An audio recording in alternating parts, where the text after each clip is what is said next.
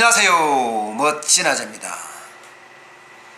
여러분, 요즘 배달 시장이 진짜 뜨거워지고 있습니다. 기존에 배달의 민족이 있고요, 또 딜리버리 히어로 코리아가 운영하는 요기요하고 배달통이 있습니다. 이 두 업체가 시장의 70% 이상을 과점할 정도거든요. 여기에 쿠팡이나 네이버, 카카오톡이 합류를 선언을 했어요. 그야말로 경쟁의 시대에 춘추 전국의 시대가 다가올 것 같습니다. 이렇게 되면 자영업자 입장에서는 기회가 생기지 않을까 이런 생각을 해요. 한 개, 두 개 업체가 할 때보다가 3개, 4개 업체, 5개 업체가 하면 경쟁이 심화될 거고요.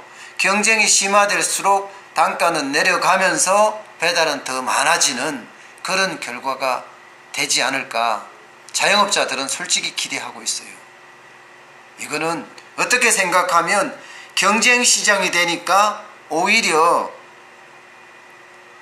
자영업자가 살아남을 수 있는 새로운 길이 마련되지 않을까 하는 그런 희망까지 보인다고요. 일단 쿠팡이 쿠팡 이츠를 출범을 시킵니다. 올 상반기 중에 서비스를 시작을 한다고 하는데 그 서비스가 마찬가지 주문을 받으면 음식점에서 배달원이 소비자에게 전달해주는 그런 구조입니다. 지금의 배달의 민족이나 딜리버리 히어로 코리아, 요기요 배달통하고 똑같은 서비스예요. 그런데 쿠팡은 전자상거래에 있어서 아주 강력한 영향력을 가지고 있는 회사잖아요. 그 회사가 배달 시장에 뛰어들었다는 것은요, 시장의 성장 가능성도 보고 있는 거고요, 또 미래에 더 큰 사업으로 발전할 수 있다는 그런 생각까지 한 것 아닌가 싶습니다. 때문에 기존 업체가 굉장히 긴장을 하고 있습니다. 여기에 네이버도 가세를 했어요.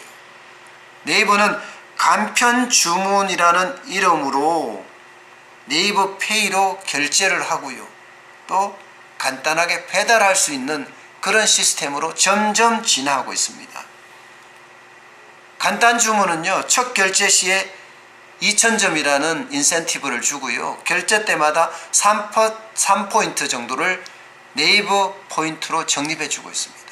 이게 사람들에게 관심을 끌고 많은 사람들이 간편 주문을 통한 주문을 하기 위해서 들어가고 있습니다. 앞으로 이게 어떤 식으로 발전할지 진짜 아무도 모릅니다. 게다가 네이버에서 검색을 하잖아요. 저는 오미래 소위 국밥이니까 오미래 소위 국밥하고 검색을 하면 거기서 바로 검색된 내용에서 주문을 할 수 있습니다. 결제도 네이버 페이로 할 수 있습니다. 그렇게 되면 쉽잖아요. 그죠? 쉬우면요, 잘 사용하게 되어 있습니다. 네이버 입장에서는 소상공인이나 자영업자가 들어온 입점 수수료도 받을 수 있고, 그에 따라서 결제 수수료도 받을 수 있고, 일거양득이에요. 그러니까 네이버는 굉장히 강력하게 추진하고 있는 것도 사실입니다. 카카오도 마찬가지예요. 카카오도요, 카카오톡 주문하기라는 것을 열었습니다. 이 서비스를 통해서 배달 시장에 본격 진입하겠다는 거예요. 현재는 바로고나 메시코리아를 통해서 자영업자들에게 영업을 하고 있습니다. 아마도 더 강화하고 더 치밀하고 더 계획적으로 추진을 하겠지요. 이렇게 쿠팡, 네이버, 카카오, 그야말로 대형 업체들이 배달 시장에 뛰어들고 있습니다. 그것도 경쟁적으로 말입니다. 그러니까 기존 업체가 지금 깜짝 놀라고 있습니다. 긴장도 많이 하고 있고요. 일단 배달의 민족을 운영하는 우아 형제들 같은 경우는요, 기존의 슈퍼리스트를 폐지를 했어요. 이게 자영업자들에게 오히려 피해를 준다고 하는 생각 때문에 말입니다. 광고료 부담이 너무 많다는 거죠. 이 폐지에 대해서도 한국 외식업 중앙회에서 환영의 이야기를 할 정도로 그 파급 효과는 굉장히 컸습니다. 사실 그 이면을 들여다보면요, 배달의 민족, 우한 형제들 입장에서는요, 자영업자와 상생한다는 차원으로 접근을 해서 지금 시장을 지키겠다는 그런 보석이 굉장히 강한 거죠. 쫓기고 있으니까 그에 대한 혜택을 더 줘서 잡아두겠다는 그런 생각이 강합니다.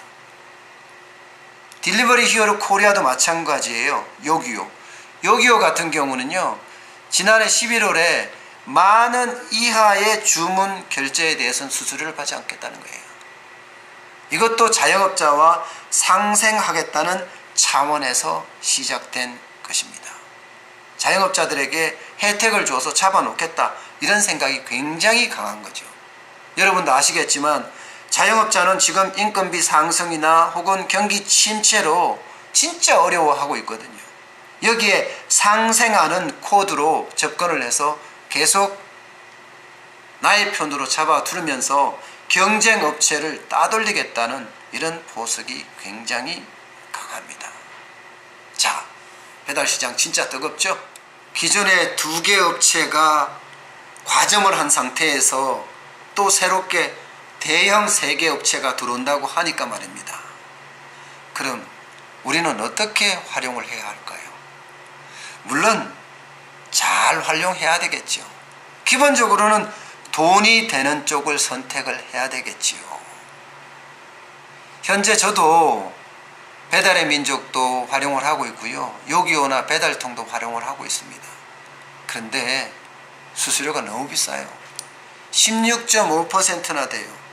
그러다 보니까 근처의 자영업자 소상공인들은 아이고 나는 배달 안 해, 그거 해봤자 남 좋은 일 하는데 내가 왜 배달을 해? 라고 이야기하는 사람들도 많거든요. 그렇다면 신규 진입하는 쿠팡이츠나 네이버나 카카오는 어떻게 할까요? 수수료가 좀 내려갈까요? 그럼 우리에게 돈이 될까요? 그런 것을 종합적으로 판단한 다음에 의사결정을 할 필요가 있습니다. 어쨌든 경쟁은 심화될 거고, 경쟁이 심화되면 수수료는 좀 내려가지 않을까, 그래 기대를 하고 있어요. 솔직히 우리 변해야 합니다. 지금 배달시장이 뜨겁게 성장하듯이 이 속에 우리도 들어가야 된다니까요. 전 세계적으로 4차 산업혁명이라고 이야기하면서 큰 변화의 물결이 요동치고 있잖아요. 우리 자영업자 소상공인도 이 속에 들어가서 변해야 된다니까요. 이미 오프라인의 매장에서는 매출이 점점 줄어들고 있어요. 온라인은 점점 성장하고 있고요. 백조라고 하잖아요.